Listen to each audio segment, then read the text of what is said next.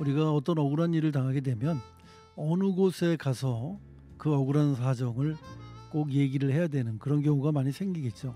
그때 바로 법률적인 자문을 받게 되는데, 자, 그러한 일이 없도록 미리 살면서 겪는 어려운 상황들, 억울한 상황들의 사례를 알아보면서 여러분들께 해결책을 전해드리는 김구 변호사의 구구절절.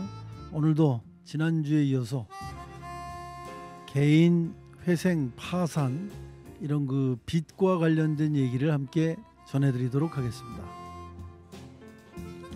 자, 자리에 모셨습니다. 안녕하세요. 네, 안녕하십니까. 잘 지내셨죠? 네. 아무튼 지난주에도 좋은 얘기를 많이 해주셔서 저희가 참 몰랐던 부분 많이 알게 됐는데, 이 빚이라고 하는 게 사실은 본인이 뭐 어떤 어려움 때문에 이제 뭐 이유야 다양하겠지만 이 빚을 지는 경우가 많이 되는데, 이제 빚잔치라는 말을 많이 쓰잖아요. 네. 이제 빚잔치를 하고도 계속해서 괴롭히는 일이 생겨요. 네. 만약에 네. 이제 그럴 때도 있을 것 같고, 네.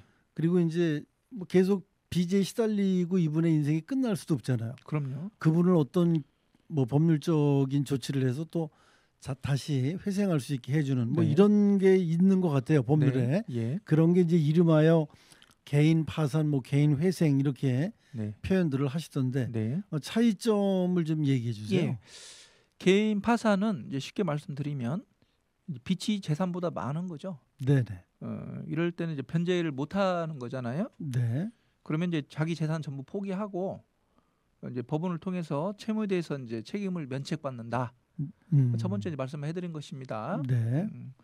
이제 관리 처분을 누가 하냐면요, 이제 자기 재산을 법원이 선임한 파산 관제인한테 이제 넘기는 겁니다. 이렇게 파산 관제인이 선임이 돼요. 그럼 파산 관제인께서 이 파산자의 재산과 채무를 다 조사를 하셔가지고, 네. 그다음 채권자들이 누구 있는데 다 파악을 하셔서 이제 안분 배당을 해주시는 거죠. 네. 이제 이에 반해서 회생은요, 이제 파산이라는 것은 간단히 말해서 이제 다 이제 빚을 다 털어버리는 거예요, 전부 다. 네네. 근데 회생은 빚이 한 100원이다. 그러면 80원을 정도 털어줍니다. 네. 남은 빚이 20원이죠. 네. 20원을 가지고 제가 이제 갚아 나가는 거예요.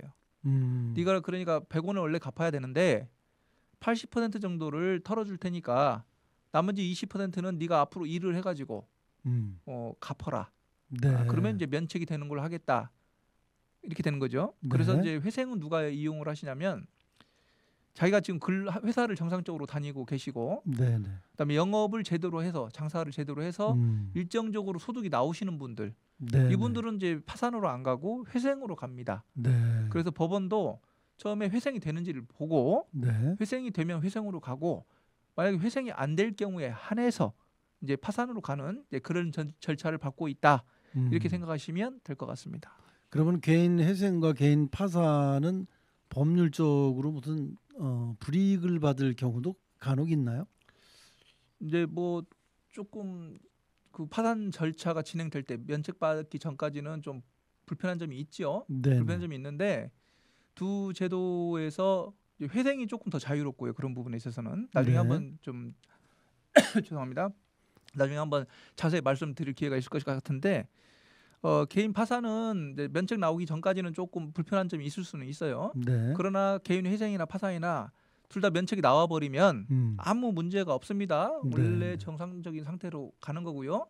개인 회생은 이제 그 면책이 이제 한 5년 정도, 3년에서 5년 있다가 면책이 되거든요. 그 사이에 개인 회생은 큰 무리는 없습니다. 개인 회생은 네. 약간 자유로운 면에 있어서는 회생이 낫죠. 네. 예. 그러니까 많은 그 우리 듣고 계신 여러분들 중에는 괜히 이런 제도를 이용했다가 뭐 법률적으로 좀 불이익을 받는 게 아닐까 그래갖고 이런 제도를 있음에도 불구하고 사용을 못 하시는 그런 경우도 있을 것 같아서 제가 좀 엉뚱하게 물어봤어요. 적당한 직업이 있거나 네. 이제 그러신 분들이 이제 그런 걱정을 하시겠죠. 네네. 그런 분들은 이제 회생으로 가셔야 됩니다. 네. 회생으로 가시면 뭐 공무원, 교사, 의사 뭐 이런 경우에 있어서 자격 유지가 돼요. 네. 유지가 되기 때문에 적당한 직업이 있고 이러신 분들은 회생으로 가시는 게 맞습니다. 네. 자, 그러면 이제 요즘 뭐 개인 휴대전화 번호나 뭐 이런 것들을 갖고 담보로 잡아서 이 빚을 내주는 예. 소위 그런 대출을 해주는 그런 부분들도 많이 있으시다고 그러더라고요. 이제 그게 네. 이제 불법인 것 같은데 네. 그 가능합니까 그런 게? 그러니까 이제 그 사채업자까지 가서 돈을 빌리는 분들은 담보가 없잖아요. 네네. 그럼 이 사람들이 돈을 빌려주긴 빌려주는데 어떻게 빌려주냐면 네 핸드폰에 있는 전화번호를 우리가 좀 알아야 되겠다. 네.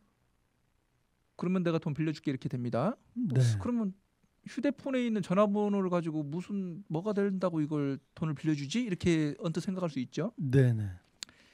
이 말은 네가 내 돈을 가져가서 내 돈을 갚지 않으면 이 사람들한테 네가 이런 상황이라는 걸 뿌리겠다는 일종의 협박이에요. 네.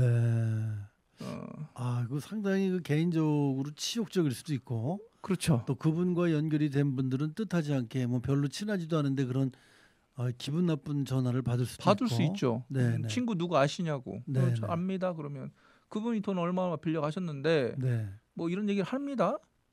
뭐 선생님이 좀 갚아야 되는 거 아닌가 이런 엉뚱한 소리도 하고요. 아, 굉장히 예. 기분이 언짢으실 것 같습니다. 네, 그러면 이제 그 친구는 이제 인간관계가 파탄이 되죠. 네네. 이제 그런 걸 노리고 네 핸드폰에 있는 전화번호 몇 개 한 20개 정도를 내가 담보로 잡고 돈을 빌려줄게 이제 이런 경우도 있고요. 비근한 예로 몇 달 전에 이제 연예인의 전화번호, 연예인 매니저였는데 연예인의 전화번호를 담보로 잡고 이제 돈을 빌려주고 뭐 그런 경우가 이제 보도가 된 걸로 알고 있습니다. 네네. 전혀 개인적으로 그렇게 친한 관계는 아닌데도 불구하고 전화번호로 안면만 있는 정도인데 네. 이용을 한 거군요. 그럴 수도 있죠. 네.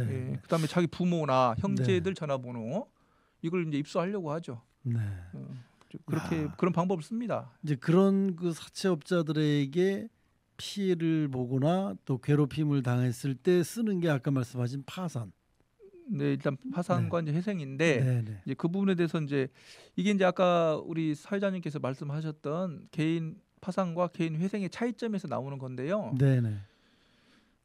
일단 가장 많이 여쭤보는 게 파산 신청을 하면 빚 독촉이 중지되냐? 네네. 내가 빚 독촉을 안 받아도 되느냐? 네네. 이런 이제, 질문들을 가장 많이 하시죠. 네. 근데 어떻게 됩니까? 그런 경우는 정말? 개인 회생을 하잖아요. 네네. 그러면은 금지 청구라고 해가지고 우리가 그 금지 명령이 내려옵니다. 네네. 그래도 회생을 하면 좋은 점이 채권자들이 더 이상 연락을 할 수가 없습니다. 연락을 해올 수가 없어요. 그러니까 회생이 좋은 거예요. 근데 파산은 채권자들이 이제 빚 독촉을 계속 합니다. 네. 그래서 파산이 그게 안 좋아요. 파산이 됐음에도 불구하고 파산이 된 건 이제 파산 신청하죠. 네네. 파산 신청하고 면책 대기 뭐 그런 거 나오기 전까지 연락이 계속 옵니다. 돈 내라라, 돈 내라라. 근데 회생은 회생 신청하잖아요. 그다음에 금지 청구 신청해가지고 그것이 이제 법원에 나옵니다. 그러면 이제 채권자들이 연락을 못 하게 돼 있어요. 회생은. 네네. 그러니까 이제 빚 독촉이 정말 힘들다 이러신 분들은 웬만하면 회생을 권하죠. 예. 네, 알겠습니다. 자, 아무튼 파산이든 회생이든 이제 이런 경우에 또 이용하는 제도가 있다고요? 그러면 이제 그렇죠. 우리 이제 그 오늘 주제를 참 말씀을 잘해 주셨는데 그럼 파산한 사람들은 면책 될 때까지 몇 달 동안 막 계속 독촉에 막 협박에 이런 걸 당해야 되냐? 이제 그런 게 실질적인 거잖아요. 네네. 근데 그때 이제 이용하는 제도가 있어요. 아, 그렇습니까? 그게 채무자 대리인 제도라고 합니다. 아, 채무자 대리인 제도. 예. 이건 이제 파산 회생 이 부분을 많이 하신 전문가들도 많이 모르시는 제도예요. 네. 채무자 대리인 제도인데 변호사를요 자기 채무인 대리인으로 선임을 하고 앞으로 독촉이나 뭐 채무 관계에 있어서는 이 변호사하고 얘기해라 이렇게 하는 제도입니다. 아, 이거 굉장히 좋은 제도네요. 아주 좋은 제도죠.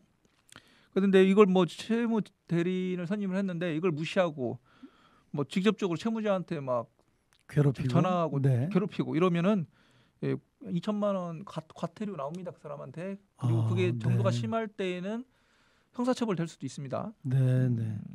근데 이제 단점이 하나 있어요. 네. 대부업체에 한해서.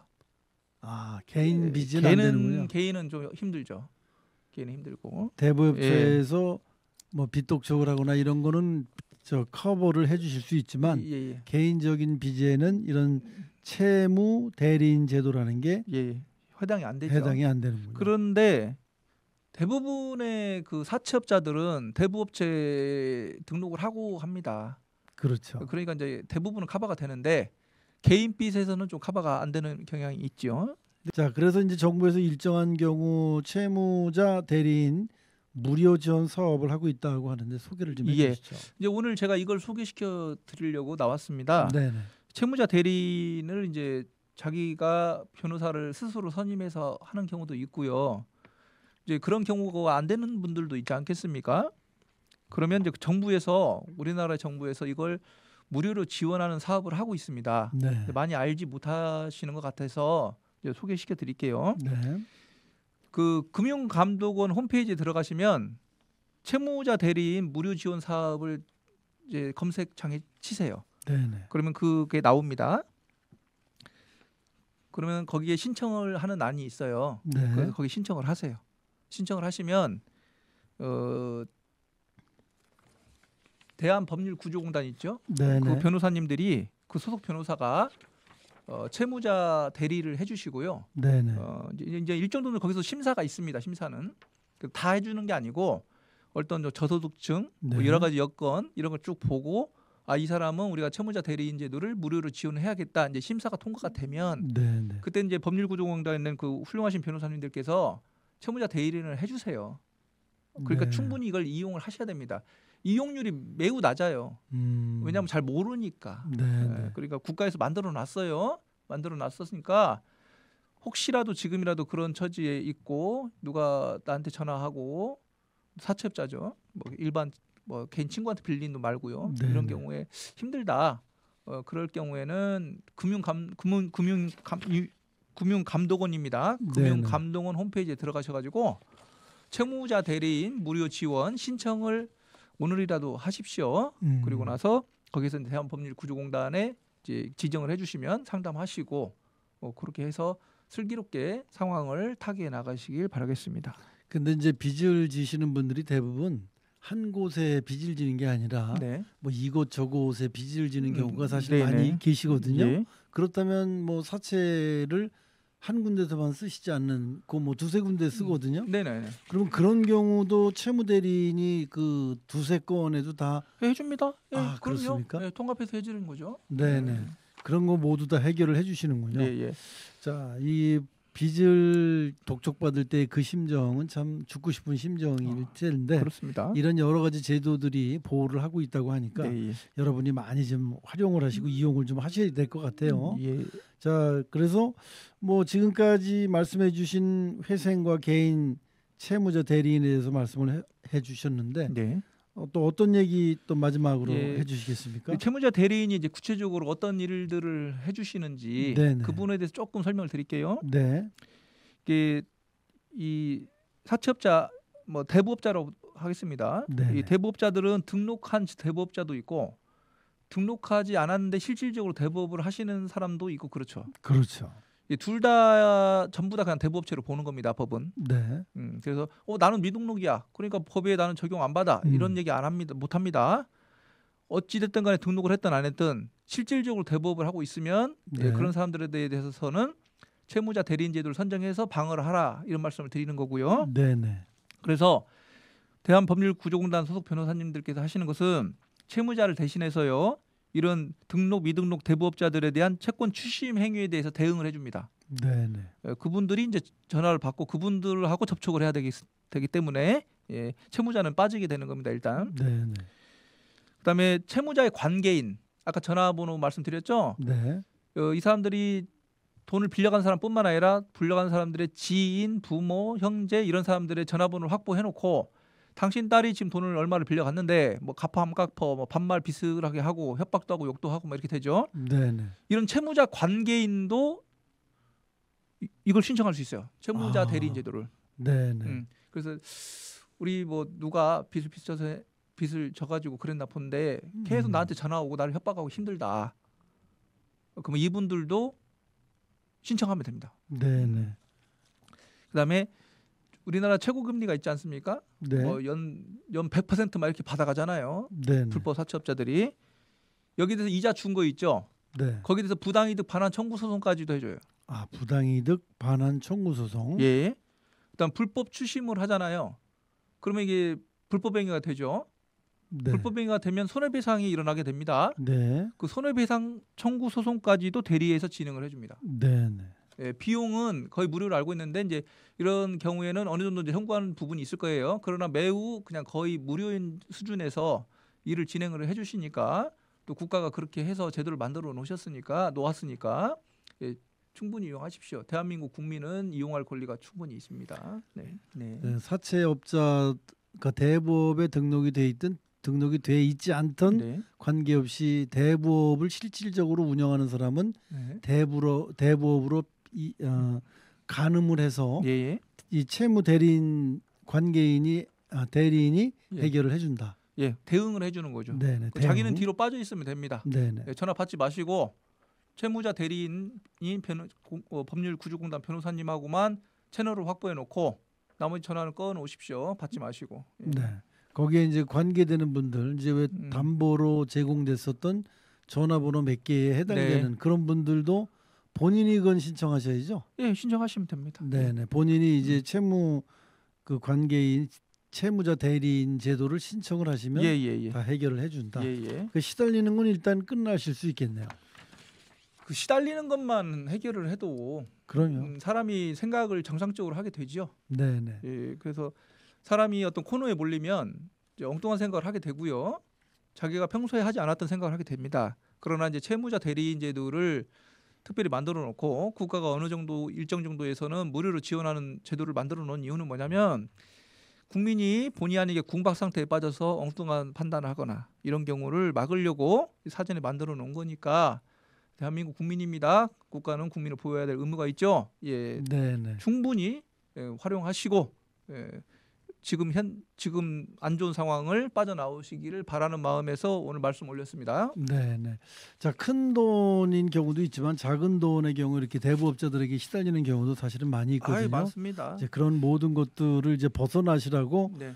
이런 제도에 대한 아주 자세한 얘기를 해주셨는데 다음 주에는 그럼 또 어떤 얘기를 해주시겠습니까? 그러면 이제 파산은 다음 주에는요 조금 더 실질적인 얘기를 해서 이제 파산과 회생 관련돼서 이제 보통 많이 하시는 질문들이 있어요. 네. 그 질문들을 제가 몇 개 뽑아가지고 네네. 실생활에 도움될 수 있는 말씀을 올리겠습니다. 네.